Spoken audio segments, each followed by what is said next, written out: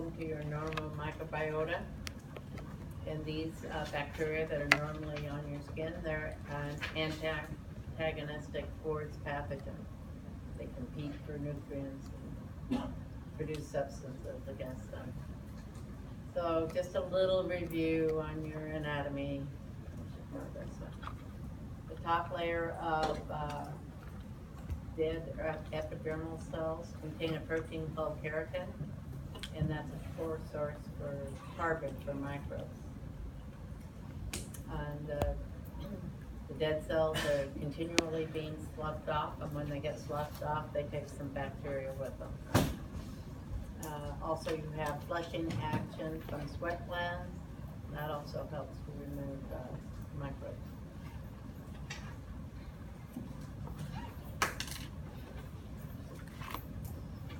Mucous membranes cover tissues and organs of the body cavity that are exposed to the exterior, and they act as a mechanical barrier to microbes. There is cilia in airways to move microbes, and mucus into your throat, and then they get swallowed, and they go down to the stomach where they have the acid and the enzymes that destroy them. So here's just a picture showing you all the openings that are open to the exterior, and you can see that in the pink are the mucous membranes. They're all lined with that. Keep the pathogens out of your body. Lacrimal apparatus, that's what makes and drains tears. Tears have a flushing action, linking your eyes. You're always putting these tears on your eyes. Saliva dilutes microbes and carries them to the stomach, where they are destroyed by the stomach acids and enzymes. Some pathogens, such as Treponema pallidum, I think I said that earlier, can grow on and penetrate mucous membrane without, usually you have a cut or abrasion for the pathogen to get in. What does Treponema pallidum cause? Syphilis.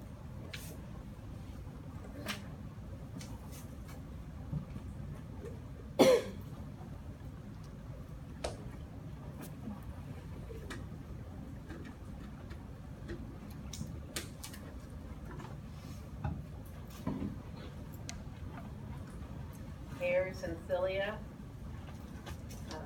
Hairs in your nose trap large particles. Maybe it causes you to sneeze, and then that expels the pathogen. You have ciliated epithelium in the respiratory tract, and it moves pathogens and dust and things like that in the mucus out of your respiratory tract, heading towards your throat, so that you can either cough it up or swallow it.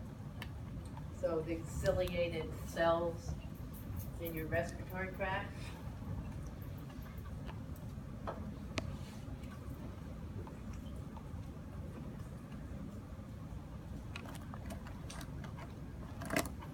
they have these little cilia on the cells.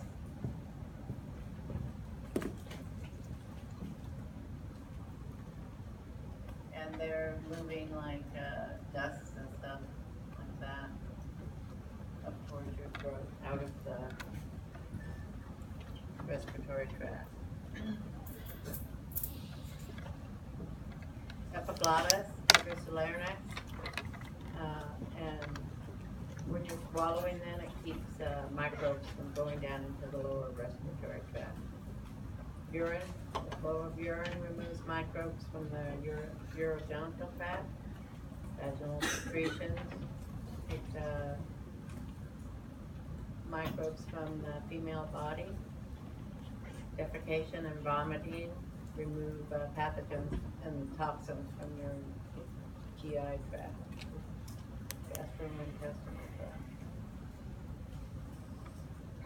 So these are just your physical barriers that your body has all the time going on. Chemical barriers. Sebaceous glands of the skin produce an oily substance called sebum. and that puts a protective film over your skin, and it also lowers the pH of your skin to around 3 to 5. So that low pH is going to inhibit the growth of bacteria. Bacteria like a higher around 6.8 to 7 pH.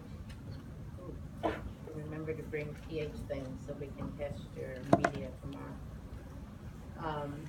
And this, anyway, the acidity inhibits the growth of pathogens. You have sweat, tears, saliva that contain lysozyme, and that hydrolyzes the peptidoglycan in the cell walls of bacteria, especially gram-positive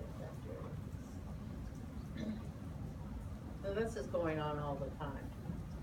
Gastric juice, so that in your stomach, the pH is about 1.2 to 3. And also enzymes in there that destroy microbes and toxins. Except they cannot destroy toxins of Clostridium botulinum and Staphylococcus aureus. Helicobacter pylori, that's a bacteria that they think causes ulcers. And so you think, how does that bacteria live in your stomach? But it goes, has an enzyme, urease, that converts urea to ammonia and CO2. And it sets up more neutral environment so that it can grow. This is a bacteria that can cause some stomach cancer as well. The vaginal tract has a low pH. Comes from the bacteria lactobacillus. It uses various acids, so it's an acidic environment. If you're female and you're on antibiotics, it kills off the bacteria, and then it allows the bacteria are in kind of growing in harmony with candida, which is a yeast. They keep each other in check. But if you start killing off your bacteria, then that allows those yeast to overgrow and cause a yeast infection. So, if you're a female, well, anybody that's on antibiotics, you should be taking probiotics at the same time then, so that you're repopulating systems. Second line of defense, talking about your elements in your blood. There's a chart on page 446. So blood consists of plasma, that's the fluid portion, and formed elements, and those are your cells and cell fragments that are suspended in the plasma.